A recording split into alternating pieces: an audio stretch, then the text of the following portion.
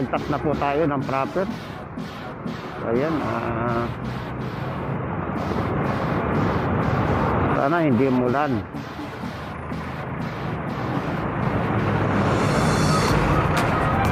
Makulimlim, magandang panahon. Ganito lang sana. Parang walang init. Walang init. Ayan.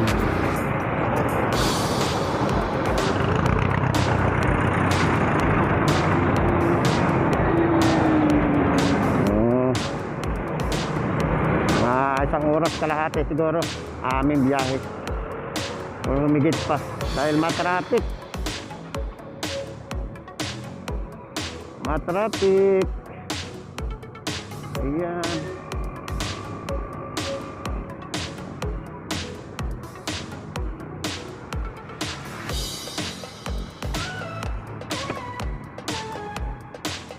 So ganito, maganda lang ang panahon sana. Para guys, sa mga ano pala, shout out pala sa aking mga ano, pasensya na pala, hindi ako nakakapag live dahil wala akong internet. Sulod lang. Kaya hindi ako nakapag live next week siguro. O itong week na to. So baka ito makalawa. So pasensya na dyan sa aking mga bumibisita lagi kay Jonjin Moto Vlog ha. Shoutout sa mga Tumbong Packers, RG Family, kay Jerry's Vlog, Igbayog, Travel and Food, sa aking team, kay Brother RG Nestor, kay Nick, sa aming magkakapatid, salamat sa inyong suporta sa patuloy. At doon sa aking mga Katim sa Tumbong Packers, shoutout kay Ma'am Ani Katib, shoutout sa'yo. Kay James sa OFW Vlog, kay Ma'am Bid Art, thank you so much ha sa iyong suporta kay Rose. Sa aking kapwa riders, kay This is Sid, thank you so much sa palaging pagdalaw. Kay brother Rodolfo, thank you so much ha, idol. Ayan. Sa inyong lahat at patuloy na sumusuporta sa akin. Kay Ma'am Imutera dyan, Tumbong Packers, Inday Duday, maraming salamat po.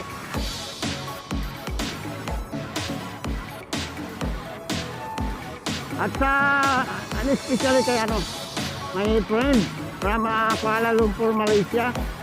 Shout out to you, shout out to you, my friend, Recipe Mami Tina from Kuala Lumpur, and also from UAC, Jet Truck and Flat Truck.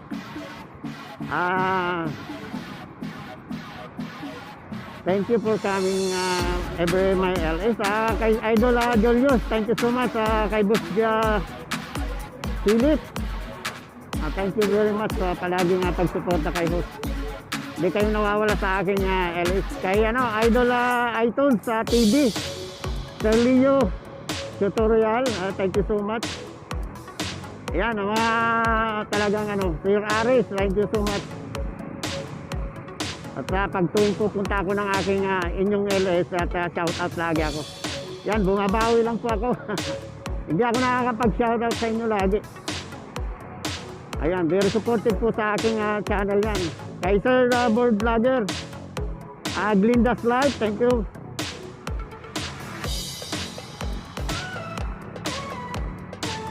At iba pa na hindi ko nami-mention, pasensya na ha. Medyo nagkaka-rayaw man na siyos Joke lang. So ayan, update na lang uli. Medyo matraffic po Ayan, bakawi na po tayo.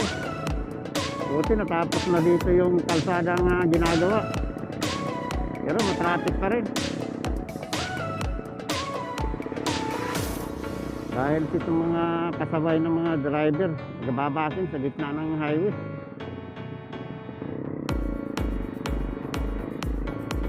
Ay, hinuhuli. Bawal yan kasi mag-backing ka dyan sa gitna.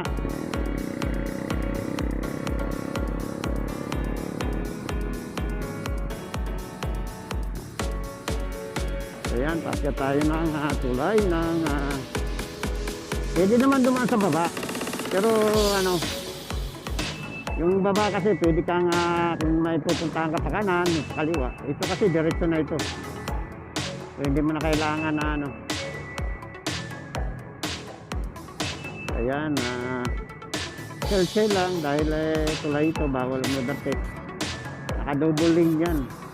So, sa mga hindi nakakaintindi kung bakit dalawang linya yan, yan ay prohibited. Bawal po talagang mag-overtake sa tulay. So, yan po.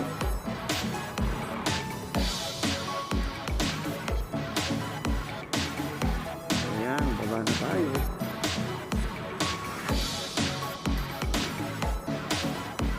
Ayan, uminit na. Nagpakita na si Haring Araw.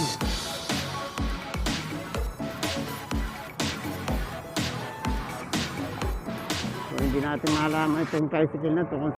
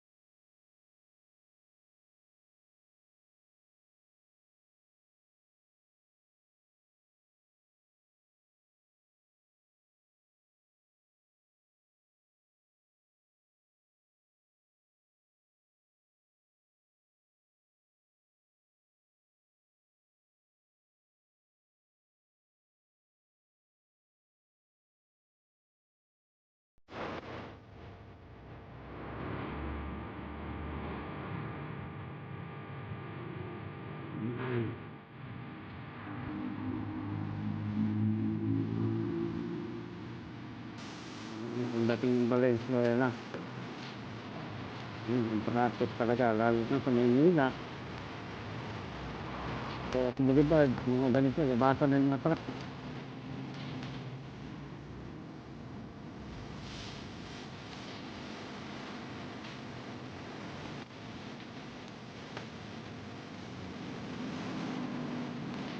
System. Yung kaya siya ng system namin.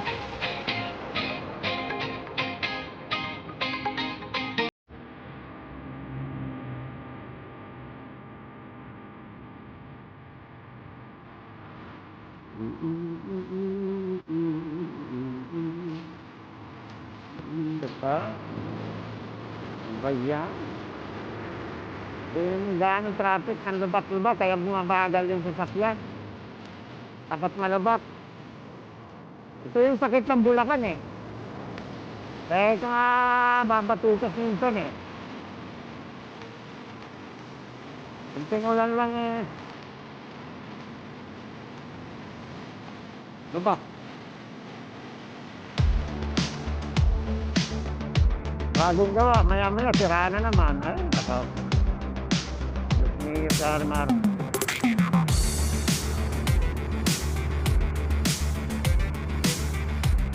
Ayan po, nasa Marilao po tayo, proper.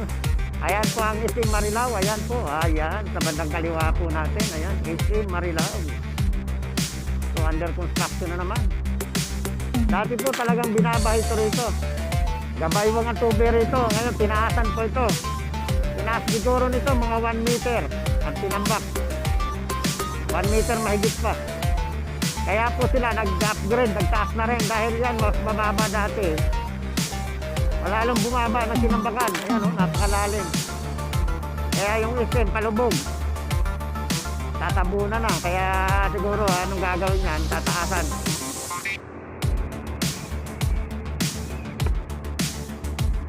Yan po ang pinaka-landmark dito ng Bulacan at Marilao. SM.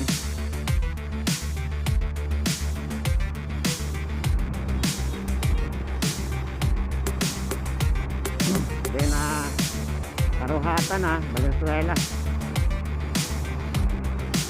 Ayan, maluwag-luwag. Ayan, pag nagkaroon na ng kalsada, ay nung ano dito, LRT, ayan o. Or extension ng MRT. Yan po yung kadugtong dito hanggang papunta doon sa may Malulus. Yan po, yan. Yung under construction na yan po. Kaya maswerte yung mga taga rito nagtatrabaho pumunta Maynila. Hindi na mahirapan. Ang 2 oras nila kinukonsum. Pagkawan siguro matapos baka 45 minutes. Kahit nga maminus lang na 1 hour malaking bagay na yun. Ayan, si Kamuti. Kung tumawad. Alam niya nakarwelo.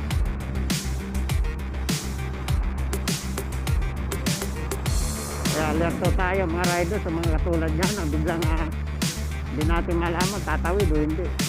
Lalo matuloy ng takbo mo. Biglang ano yun.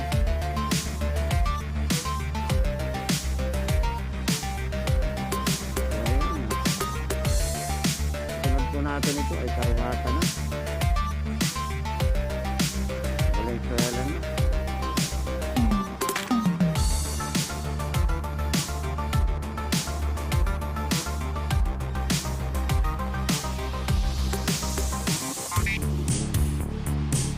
Ang pangit lang ng kalsada na bagong gawa. Ito bagong gawa lang ito. Wala pang 1 taon. Tagal nga dati nang ginagawa ito eh. Patsi-patsi na naman eh. Sa mga hindi pa kabisado ang daan dito, kaya ingat-ingat kayo mga kapwa ko riders sa mga biyahe ng norte. Dito lang naman parte, pero pagdating nyo ng Pangasinan, Tarlac, Pampanga, yun, hindi magaganda ng kalsada. Kasi lowland, kaya pag umulan, stop na ang tubig. Yun. Lubog. Kadaanan ka ng malaking truck, bitak-bitak na. Dito lang tayo sa gilid-gilid.